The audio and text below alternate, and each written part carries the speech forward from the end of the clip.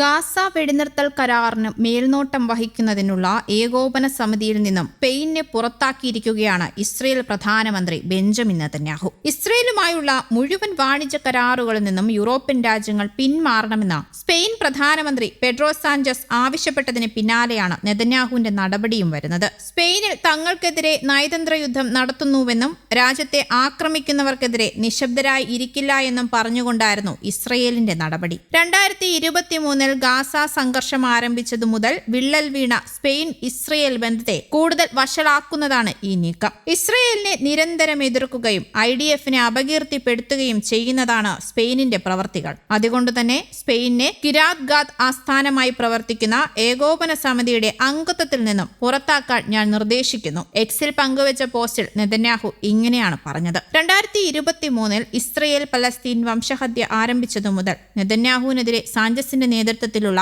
ഇടതുപക്ഷ ഗവൺമെന്റ് ശക്തമായ നിലപാട് സ്വീകരിച്ചു എന്നാണ് റിപ്പോർട്ടുകൾ. 2024 പലസ്തീനെ സ്വതന്ത്ര രാഷ്ട്രമായി സ്പെയിൻ അംഗീകരിക്കുകയും പലസ്തീനെതിരെ ഇസ്രയേൽ നടത്തുന്ന ആക്രമണങ്ങളെ അപലപിക്കുകയും ചെയ്ത് രംഗത്ത് വന്നിരുന്നു. ഫെബ്രുവരി 28 ഇസ്രയേലും അമേരിക്കയും സംയുക്തമായി ഇറാനെതിരെ ആരംഭിച്ച യുദ്ധത്തിനെതിരെയും അന്താരാഷ്ട്ര നിയമങ്ങൾ കാറ്റിൽ പറത്തിക്കൊണ്ട് ഇസ്രയേൽ ലെബനനിൽ നടത്തുന്ന ആക്രമണത്തിനെതിരെയും സ്പെയിൻ ശബ്ദമുയർത്തുകയും ചെയ്തു. ഇറാൻ യുദ്ധത്തിൽ പങ്കെടുക്കുന്ന US യുദ്ധവിമാനങ്ങൾക്ക് സ്പെയിനിന്റെ വ്യോമപാത വിട്ടു നൽകില്ല എന്ന് സാഞ്ചസ് വ്യക്തമാക്കിയിരുന്നു. അമേരിക്കയുടെ 20 ദിന സമാധാന പദ്ധതിയുടെ ഭാഗമായാണ് ഏകോപന സമിതി രൂപീകരിച്ചത്. ഗാസയിലേക്ക് മാനുഷിക സഹായങ്ങൾ എത്തിച്ചു നൽകുന്നതും വെടിനിർത്തൽ നിരീക്ഷിക്കുന്നതും ഈ സമിതിയുടെ മേൽനോട്ടത്തിലാണ്. അതേസമയം ഇസ്രയേലിന്റെ ഉപരോധത്തെ മറികടന്നും ഗാസയ്ക്കുള്ള മാനുഷിക സഹായവുമായി വീണ്ടും ഗ്ലോബൽ സുമുദ് ഫ്ലോറ്റില്ല രംഗത്ത് വന്നിട്ടുണ്ട്. 70 കപ്പലുകളുമായി സംഘം ഇന്നലെയാണ് യാത്ര തിരിച്ചത്. 70-ലധികം രാജ്യങ്ങളിൽ നിന്നുള്ള 5000-ഓളം പ്രവർത്തകർ ഉൾപ്പെടുന്ന കപ്പൽ വ്യൂഹത്തിൽ 1000-ഓളം ആരോഗ്യ പ്രവർത്തകരും മനുഷ്യാവകാശ പ്രവർത്തകരും അടങ്ങുന്ന ഒരു മെഡിക്കൽ സംഘവുമുണ്ട്.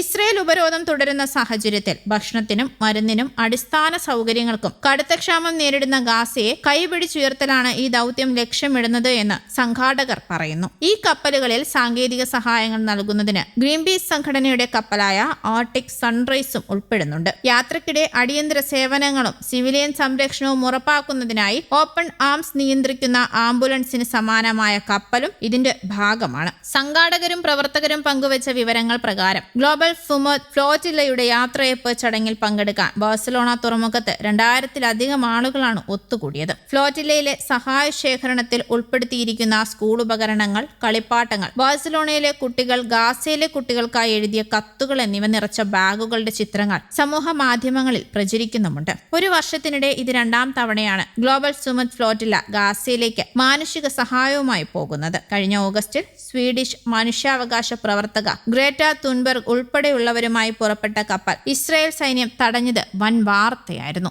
അതിനിടെ പശ്ചിമേഷ്യയിൽ സംഘർഷങ്ങൾക്കിടയിൽ ഇസ്രയേലിന് ആയുധങ്ങൾ വിതരണം ചെയ്യുന്നതിൽ ജർമ്മൻ പ്രതിരോധ കരാറുകാരായ റൈൻ മെറ്റാലിനെതിരെ പ്രതിഷേധിച്ച് ആക്ടിവിസ്റ്റുകൾ രംഗത്ത് വന്നതും വാർത്തയായി. കമ്പനിയുടെ പ്രവേശന കവാടങ്ങൾ ഉപരോധിച്ചുകൊണ്ടായിരുന്നു പ്രതിഷേധം. വെഡിംഗ് ജില്ലയിലെ കമ്പനി കവാടത്തിന് മുന്നിലിരുന്ന പീസ്ഫുള്ളി എഗെയിൻസ്റ്റ് ജനോസൈഡ് എന്ന സംഘടനയിലെ അംഗങ്ങൾ തങ്ങളുടെ കൈകൾ റോഡിൽ ഒട്ടിച്ചുവെച്ച് പ്രതിഷേധിച്ചു. പലസ്തീന് സ്വാതന്ത്ര്യം നൽകുക, വംശഹത്യ അവസാനിപ്പിക്കുക, ഇസ്രയേൽ ബോംബിടുന്നു, ജർമ്മനി പണം നൽകുന്നു തുടങ്ങിയ മുദ്രാവാക്യങ്ങൾ ഉയർത്തിയായിരുന്നു പ്രതിഷേധം ഉയർത്തിയത്. News desk, Kerala Kaumudi.